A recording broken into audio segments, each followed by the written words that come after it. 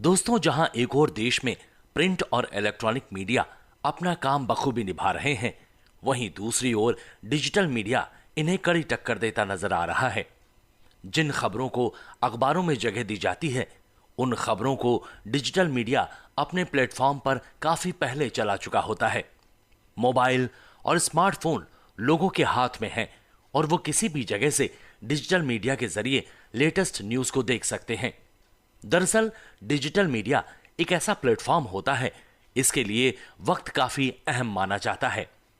आपके जहन में ये सवाल उठ सकता है कि डिजिटल मीडिया क्या है और ये कैसे काम करता है। हम अब डिजिटल मीडिया पर बात करेंगे और जानने की कोशिश करेंगे कि क्या वाकई आने वाले दिनों में मीडिया का फ्यूचर है डिजिटल मीडिया। अगर कहा जाए कि परिवर्तन जीवन का हिस्सा है तो गलत नहीं होगा। अगर आप इसके उल्टा सोचेंगे, जीवन में अगर बदलाव नहीं आया और वक्त के हिसाब से अपने आप को आपने नहीं बदला, तो आप जिंदगी की रेस को हार जाएंगे। कहने का मतलब है कि अगर वक्त का पहिया नहीं घूमेगा तो आपकी जिंदगी एक जगह पर रुक जाएगी। जर्नलिज्म यानी पत्रकारिता भी वैसे ही है। अगर आप फ्लैशबैक में जाएंगे तो आपको जर्नलिज्म में डिफरेंस नजर आएगा। प्रिंट और इलेक्ट्रॉनिक मीडिया के बाद अब डिजिटल मीडिया का जमाना है। ये एक तरह से मीडिया में आए बदलाव का एक हिस्सा है। ये बदलाव कुछ हद तक आपको सुकून देने के लिए काफी होता है। एक दौर था जब फील्ड रिपोर्टिंग का क्रेज हुआ करता था। अगर उस दौर के जर्नलिज्म की बात की जाए तो किसी भी न्यूज को कवर करने के लिए रिपोर्टर को मौके पर भेजा जाता था। अगर कोई हैपनिंग बड़ी है तो उस पर नजर रखने को कहा जाता था और फिर फाइनल काफी तैयार किया जाता था।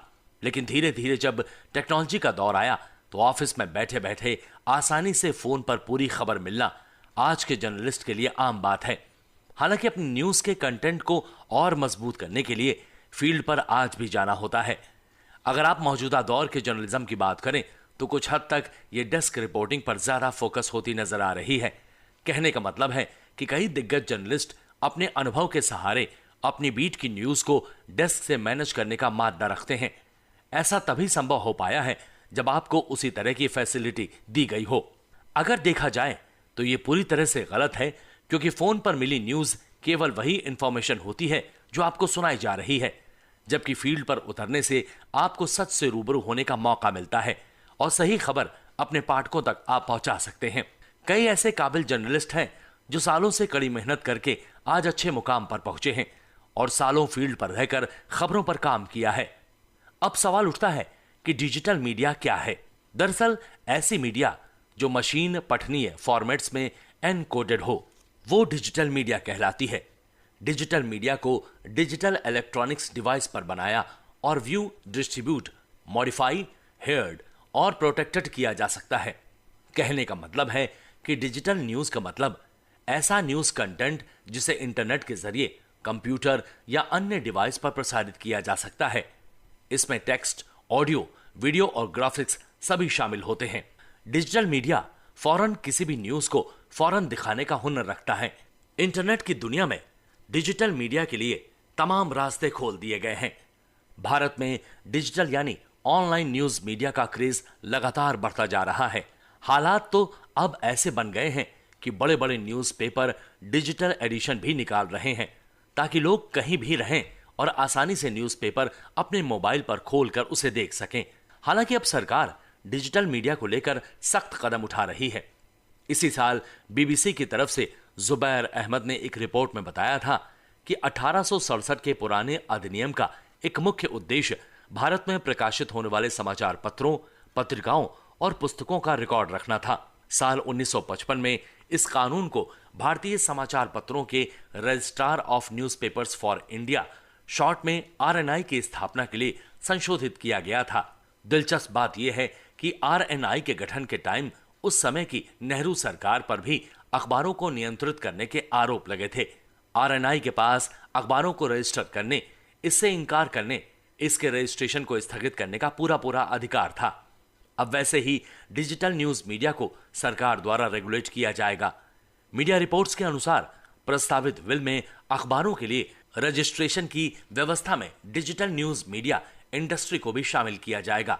मीडिया रिपोर्ट्स की माने तो the registration of press and periodicals bills British युग के press and registration of books act 1867 की जगह लेगा, जो देश में समाचार पत्रों और प्रिंटिंग प्रेस को कंट्रोल करता है। प्रिंट मीडिया को press council of India regulate करती है।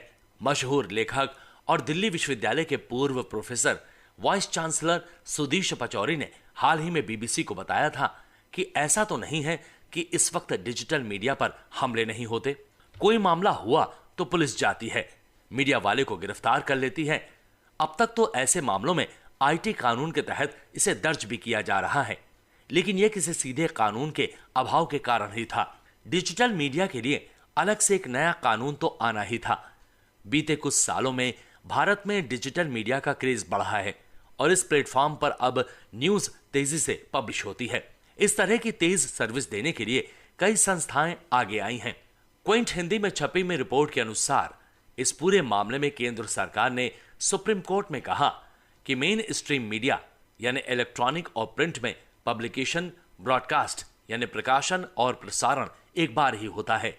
वहीं डिजिटल मीडिया की व्यापक पाठकों और दर्शकों तक पहुंच तेजी से होती है। व्हाट्सएप, ट्विटर और फेसबुक जैसी कई इलेक्ट्रॉनिक एप्लीकेशंस की वजह से जानकारी के वायरल होने की भी संभावना हो जाती है। डिजिटल मीडिया पर कोई निगरानी नहीं है। जहरीली नफरत फैलाने के अलावा ये व्यक्तियों और संस्थानों की छवि को धूमिल करने में भी सक्षम है।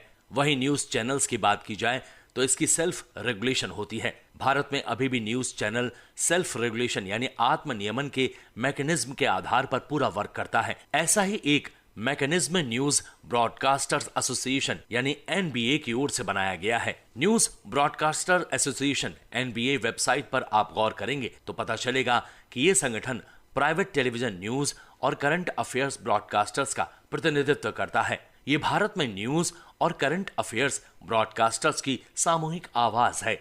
इसकी फंडिंग इसके सदस्य करते हैं। कुल मिलाकर मीडिया के जितने भी रूप सामने आए हैं उसमें डिजिटल मीडिया अब फ्यूचर मीडिया के तौर पर देखा जा रहा है।